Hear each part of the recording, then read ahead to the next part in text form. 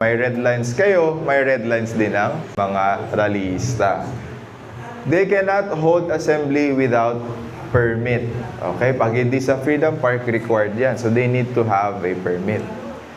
They cannot carry deadly weapons or explosives. Okay? Attorney, parang may sinusunog silang mga FEG or ano. If it's putting the safety of others in danger, hindi yan pwede.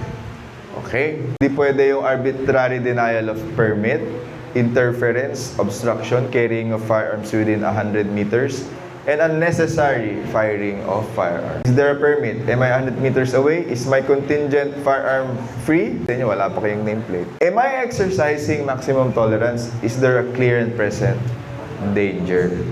Okay? We are the guarantors of democracy. By practicing the peaceable assembly, we protect the voice of our people. So, yan po ang tungkulin natin. Okay?